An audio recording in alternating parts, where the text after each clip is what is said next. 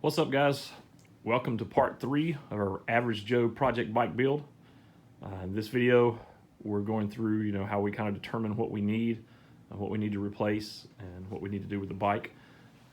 If you saw part 2, we had taken the bike out and cleaned it up and took all the plastic and removed all the stuff off of it. What we did this time was we took the bike back out again. That's why I like to leave the tires and wheels on, like I said in the first video, and handlebars and stuff.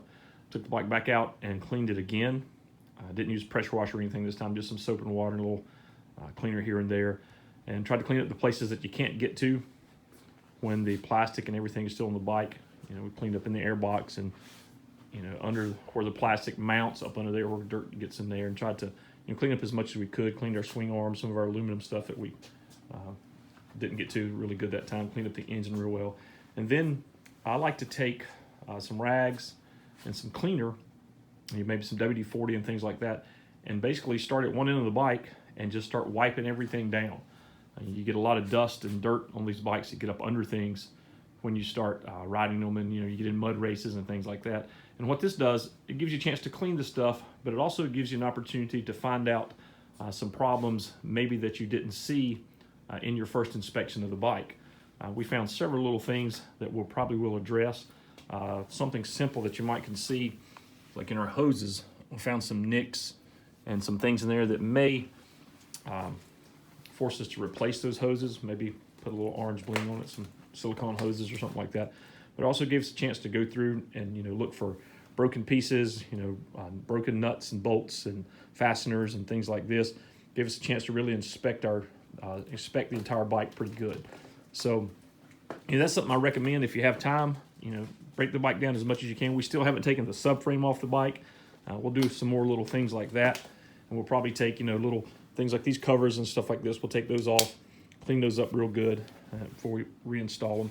But just give your bike a good once over so you can kind of go through and see, find all the little things maybe that you missed the first time. It might be a little bit easier to see now, and get you a list of things that you need to replace. And again, remember, we'll try to do this in a budget manner.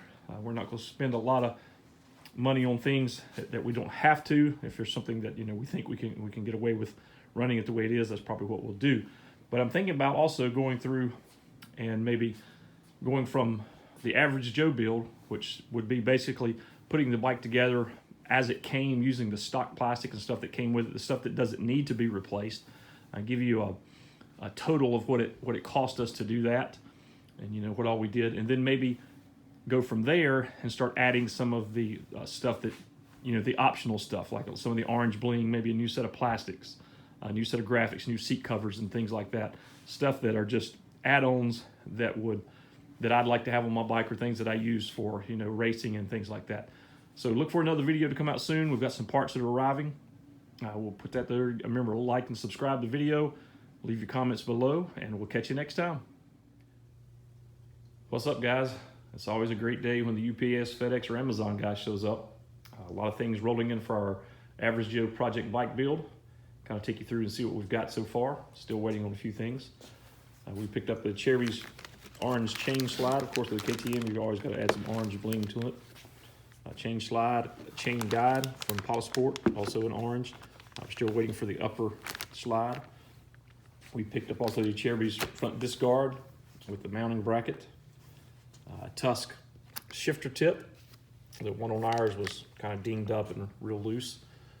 Twin air filter, and also this little piece from Tusk is a little cap that snaps on top of the cage to keep the point of the cage from poking through your air filter. Real nice accessory there. And we also picked up a set of fork air bleeders. It makes it real simple to bleed the air off your forks. We got the front and rear wheel bearing kits from All Walls Racing. And we bought these KTM wheel bearing protection caps that go over top of the wheel bearings to help keep moisture and dirt out.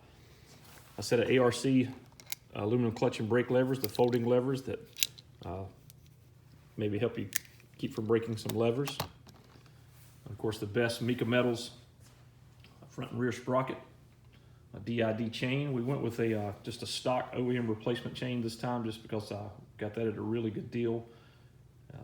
We normally run an O-ring or X-ring, but this was such a good deal I couldn't pass it up, so we're going to give it a shot and see how it works. Some Amsoil 10W50 dirt motor oil.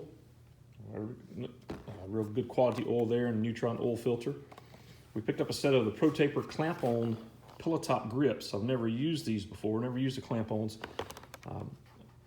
Really nice setup there, real easy to get the grips on and off. We'll see how those work with our hand guards and how we like those. It's not your normal pillow top, but it's a little bit more of a low profile pillow top. We'll see how it works. And we also picked up a Bolt Eurostyle Pro Pack, which is a really neat deal. Comes with almost every bolt that you'll need, a little fastener that you may need to replace on the bike. As you see, there's a couple of used ones in there. I've already broke into this and used this already as we started on our project. A set of sweet OTG foot pegs. The foot pegs on our bike were really tired and sloppy, so we picked these up at a really good deal. And a set of brake pads. Now I noticed I've got 2 sets of rears out here instead of a front set, but we did get the fronts also. We're still waiting on a few things to come in, but we're going to start tearing the bike down a little bit more, start installing some of this stuff. And we'll cover that in some of our future videos. Have a great day. Okay guys, as you can see, we are well underway of our Average Joe project bike, our budget rebuild. We've started replacing nuts and bolts and tearing things down and checking parts out. I've just kind of masked off a little bit here and just kind of touched up the frame with a little spray paint where the frame guard here had rubbed and had worn the paint off the frame there, and on the bottom where the skid plate had done the same thing. Didn't do just a full paint job, just kind of touched up the spots just to kind of keep the rust, for corrosion and stuff from spreading, make it look a little bit better. We're in the process now of replacing all the nuts and bolts, and we'll be starting the reassembly process real soon. We'll have you along for that, and we'll see you then.